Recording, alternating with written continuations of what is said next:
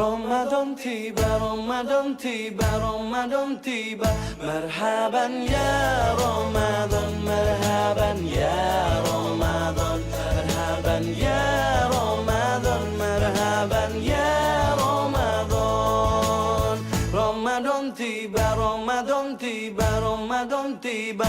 Marhaban ya Ramadan, marhaban ya Ramadan, marhaban ya Ramadan, marhaban ya Ramadan. Assalamualaikum warahmatullahi ta'ala wabarakatuh. Alhamdulillahi rabbil alamin. Wassalatu wassalamu ala ashrafil anbiya'i wal mursalin wa ala alihi wa ashabihi ajma'in. Qala rabbi shrah li sadri wa yassir li amri wahlul 'uqdatan min lisani yafqahu qawli. Qala rabbi shrah li sadri wa yassir li amri wahlul 'uqdatan min lisani yafqahu qawli. Rabbi yassir wa la tu'assir, rabbi tammim bil khair. Qala Allah subhanahu wa ta'ala fi kitabil karim ba'da a'udzu billahi minasyaitonir rajim. Ya ayyuhalladzina amanu kutiba alaikumus shiyam kama kutiba alal ladzina min qablikum la'allakum tattaqun. Shadaqallahul azim. Baik tuan-tuan, puan-puan, sidang penonton yang dikasihi Allah Subhanahu wa taala sekalian, alhamdulillah, apa khabar semua?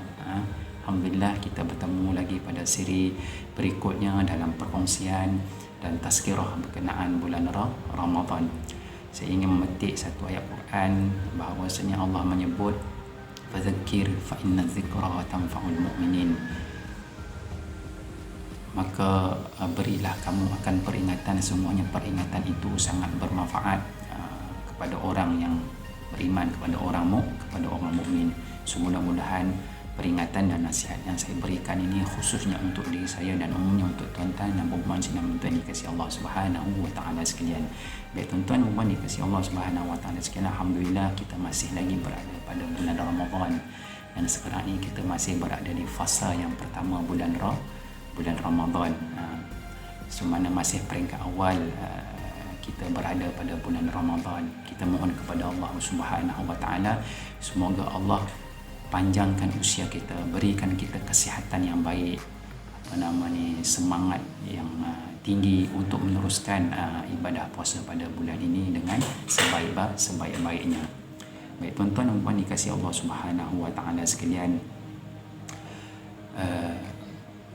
bulan Ramadan ini satu bulan di mana kita harus sebagai hamba kepada Allah Subhanahu wa taala merebut segala bentuk ganjaran dan pahala yang diberikan oleh Allah Subhanahu wa taala.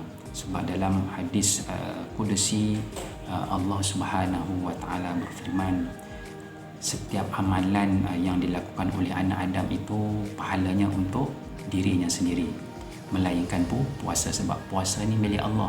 Allah saja yang akan memberikan ganjaran. Kita pun tak tahu berapa banyak ganjaran yang Allah bagi, walaupun hakikatnya bila masuk bulan Ramadan ini segala amal ibadat, segala amalan dan kebaikan dan kebajikan yang kita buat dilipat kali gandakan sehingga 10 kali ganda, dan ada satu peringkat sehingga 700 kali ganda. Tapi bila mai bab puasa ni tuan-tuan dan puan, Allah Subhanahu wa taala sahajalah yang akan mengganjari segala bentuk amal ibadat, segala bentuk kebaikan dan segala bentuk kebajikan yang kita lakukan. Sebab dalam hadis Qudsi itu Allah menyebutkan bahawasanya puasa itu hanyalah untuk aku, kan, puasa itu hanyalah untuk aku. Jadi kita harus merebut segala peluang yang ada pada bulan Ramadan ini untuk kita tingkatkan amal ibadat kita, buat sebanyak mungkin kebaikan, buat sebanyak mungkin amal ibadat dengan harapan Allah Subhanahu wa taala mengganjari dengan sebaik-baik dan sebanyak-banyak ganjaran untuk kita jadikan bekal berjumpa dengan Allah Subhanahu wa taala. Sebab kita harapkan bekal-bekal inilah tuan-tuan dan puan untuk kita bawa jumpa dengan Allah Subhanahu wa taala apabila kita dipanggil bertemu dengan Allah Subhanahu wa taala pada saat dan ketikanya nanti. Kata Nabi sallallahu alaihi wasallam, "Iza mata ibni Adam inqata'a amaluhu illa min salas." Apabila mati seorang anak Adam, maka terputuslah segala amalannya melainkan tiga perkara. Yang pertama, sedekahun jariyah, sedekah jariah. waladun soleh yad'ulah, doa anak-anak yang soleh yang mendoakan ibu bapanya. Dan yang ketiga, al ilmu yuntafa'u bihi, ilmu yang bermanfaat. Mudah-mudahan Allah Subhanahu wa taala menjadikan semua bentuk bekalan yang kita dapat pada bulan puasa ini, ganjaran-ganjaran pahala yang Allah kurniakan kepada kita, boleh kita jadikan bekal bertemu dengan Allah Subhanahu wa taala kelak.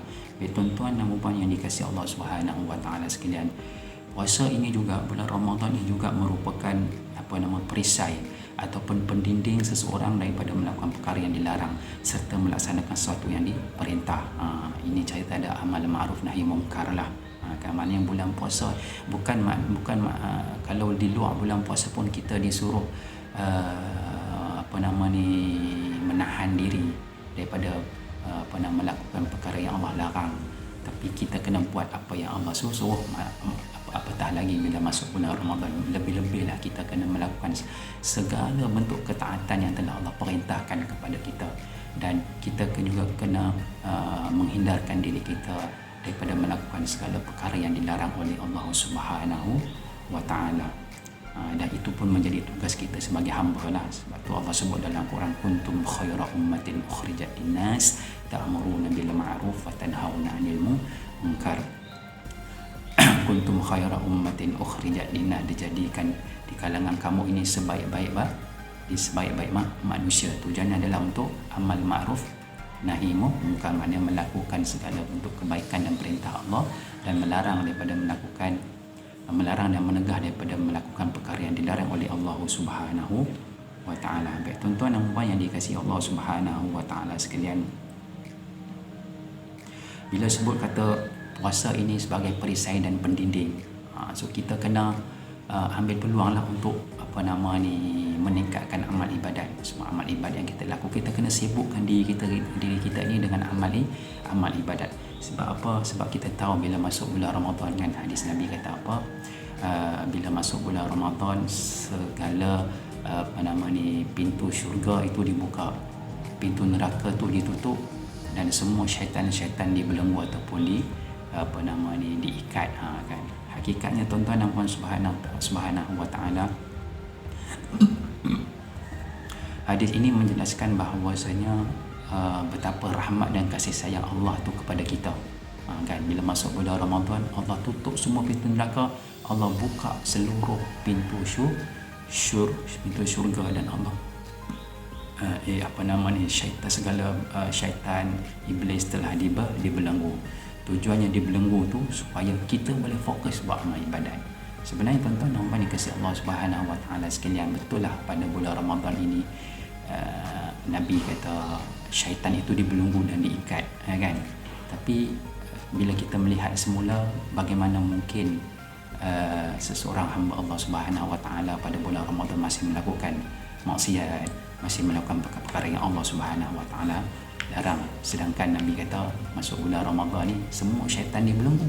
Maksudnya di situ betul lah syaitan tu dibelenggu, tapi sebenarnya disebabkan nafsu kita. Nafsu yang ada dalam diri kita inilah yang akan mencenderungkan kita untuk melakukan kejahatan. Sebab tu Allah sebut dalam Quran, innan nafsa la'ammaratun bisu, sesungguhnya nafsu itu lebih mencenderungkan kamu untuk melakukan perkara-perkara yang tidak baik. So walaupun bulan Ramadan ni syaitan-syaitan dibelenggu, sebenarnya ruang dan peluang untuk kita melakukan ketidaktaatan tu tetap ada, sebab dia balik pada nafsu kita, balik pada diri sendiri kita. Sebab tu ada ulama menyebutkan bahawasanya nak mengelakkan diri kita daripada tergoda dengan bisikan syaitan disebabkan nafsu kita tadi tu, maka kita kena sibukkan diri kita dengan amal ibadat. Sebab bulan puasa ni bulan disebut sebagai pesta ibadat. So kita kena banyakkan dan sibukkan diri kita dengan melakukan kebaikan, melakukan amal ibadat, membaca Qurannya, zikirnya, sedekahnya dan sebagainya lah.